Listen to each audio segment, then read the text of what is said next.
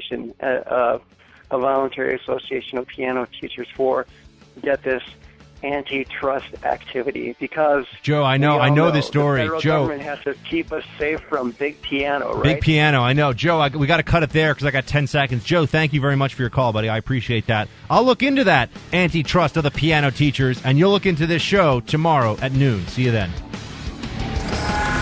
Buck Sexton on the Blaze Radio Network.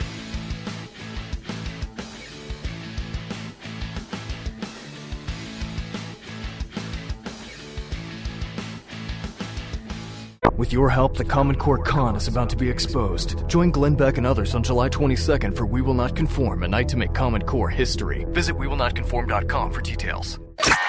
This is the Blaze Radio on demand.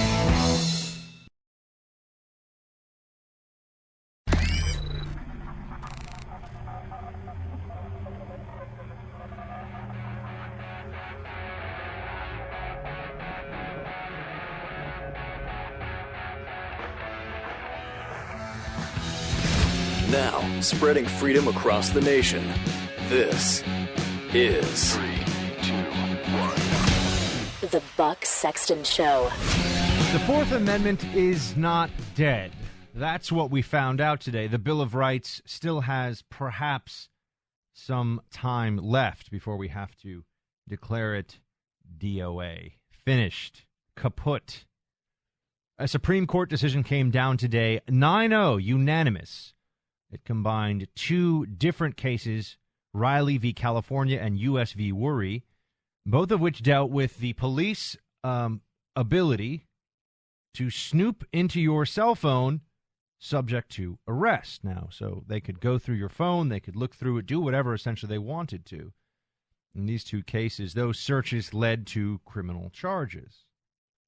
Now, this decision, again, 9-0, keep in mind, anytime you can get Sotomayor, for example, and Kagan on the same team as Scalia and Thomas and Alito, I think you're doing something probably wrong if you think that somehow your side of things is okay, even though you're against a 9-0 decision.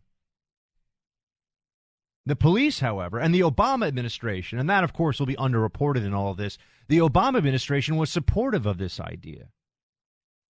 Now, it's hard to get too excited about this. This is merely perhaps a beachhead for liberty. This has allowed the Fourth Amendment, which it is worth reading right now, the right of the people to be secure in their persons, houses, papers, and effects against unreasonable searches and seizures shall not be violated, and no warrants shall issue but upon probable cause, supported by oath or affirmation, and particularly describing the place to be searched and the persons or things to be seized. Reasonable suspicion, supported by oath or affirmation, describing the person, the place, the things to be seized, specificity. This is at the heart of the Fourth Amendment. This is why it was written in this way, specifically so that the government could not just look through all of your stuff. This is a biting counterstrike to the concept of the digital general warrant, one that has been embraced by the statist progressive movement in this country because, once again, government power now, because they've been so successful in harnessing it for their own purposes, government power is no longer something about which we should all be suspicious. Government power in the hands of Democrats, of statists, is somehow a good thing. This is where you begin to see their authoritarian impulse. It used to be that civil rights, or rather civil liberties, civil liberties were under the general aegis of the left. Civil libertarians tended to be people with very left-wing views, Democrats in many cases. Somehow now that has largely fallen off, and you have the Obama administration and the Democratic Party supporting broader police powers. Now, why is that? Well, for one thing, as we know, they've weaponized the bureaucracy. They've also increased the number of federal agents, armed federal agents, far beyond anything that could have been imagined even a couple of decades ago. The foot soldiers of the state now specifically meant to look over, watch over, rule over the citizenry. The foot soldiers of the state have grown in number very, very rapidly. And now they've embraced that. But here we have a 9-0 unanimous Supreme Court decision that says, no, in fact, you can't just take somebody's cell phone. You can't just take it because you have arrested them and go through everything in it. You can't look at all their family photos, their emails, all of their contacts, their search history, their personal whereabouts. Where were they? All of this contained in these surveillance devices, which is, by the way, what your smartphone is. It is an incredible convenience, but it is also the most perfect surveillance mechanism ever devised because you adopt it willingly. You use it. You carry it with you. It has a tremendous amount of information about you on it.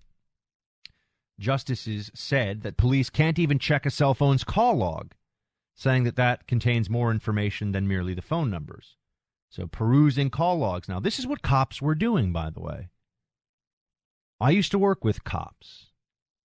I spent time in law enforcement, not very long, but I did work with them.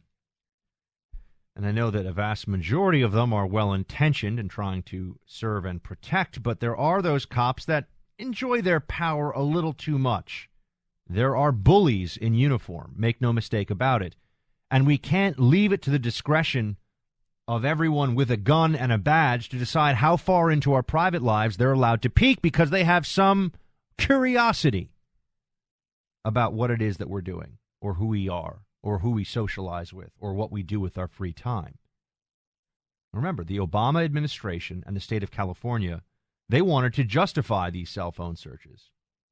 They said that remotely stored data, stuff you keep in the cloud, okay, well, that's off limits, but that's not really a distinction that they can make. Chief Justice John Roberts, he rejected this argument, and he said that the long-standing exception to the warrant that allows police to look through the contents of, for example, pocket litter is different. This is not pocket litter. This is a collection, a digital archive of your daily activities, communications, your daily thoughts. If this does not fall under persons, houses, papers, and effects, nothing does in the digital age. Nothing does. That's why we saw this 9-0 decision. Now, I can't tell whether to be overjoyed about this, really. Okay, a 9-0 decision, clarity, absolutely crushed the Obama administration's ridiculous position on this, and many police departments and many police organizations, they wanted this too, because law enforcement always wants more power. Just understand that. They always think that they'll be good with power.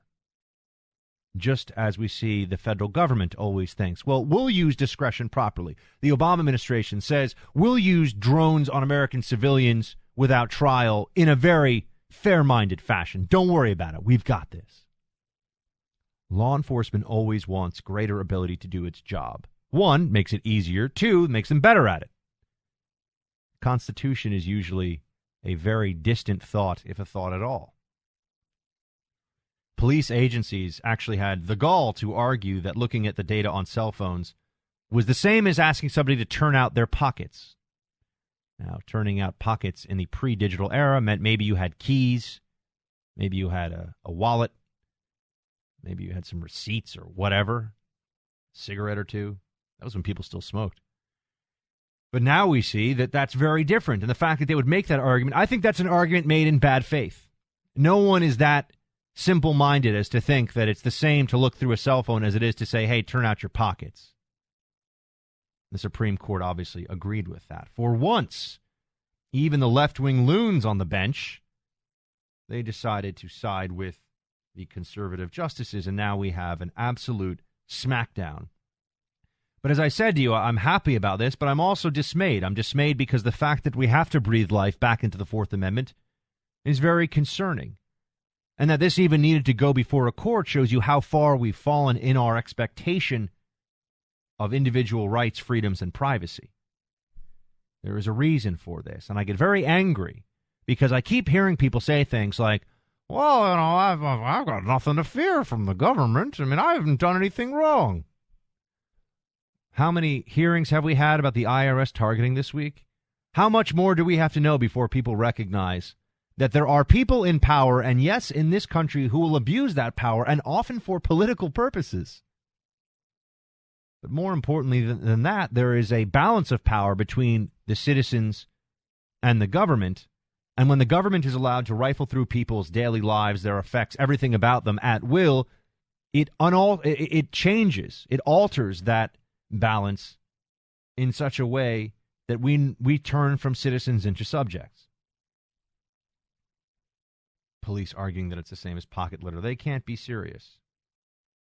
John Roberts wrote in his unanimous opinion, quote, "The fact that technology now allows an individual to carry such information in his hand does not make the information any less worthy of the protection for which the founders fought. Our question, or rather our answer to the question of what police must do before searching a cell phone seized incident to an arrest is accordingly simple. Get a warrant." That wasn't already known. That wasn't already our expectation.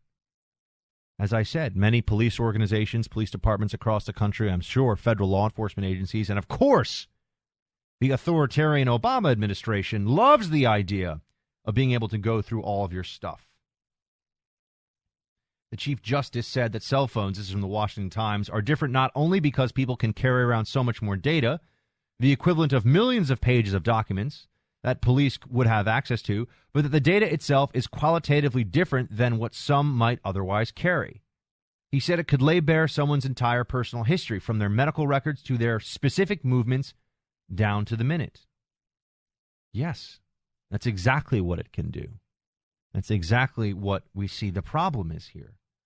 So we have a case that comes down that finally declares that technology is not an excuse to abrogate the Bill of Rights. It cannot be used as an excuse to do so. But it also showed us, I think, the nature and character of our government, and quite honestly, of many of our law enforcement authorities, that they couldn't see something so blatantly obvious, and that they would try to acquire for themselves the power to run roughshod over the intent, and I would say even the wording, of the Fourth Amendment itself. These procedural hurdles that are in place are specifically intended to try to protect us from government becoming too large, too powerful, and too intrusive. At least these hurdles give us some level of protection. It makes it harder, not impossible, harder for government to become tyrannical. But even now we see that tyrannical impulse exists, it grows, and unless it is pushed back, and this is merely one step in that direction, this decision today, it will become inescapable. So finally, a victory for individual rights, a victory for privacy. We need many, many more of these. You also get the sense, by the way, that I think there's a need for a bit of historical background on this. And I think we'll do that in just a minute. 888-900-3393. The broad voice lines are open. Why is it that we have a Fourth Amendment exactly? Where does this whole notion come from? And how central was it to the founding? That in just a minute. This is the Buck Sexton Show. The Blaze Radio Network.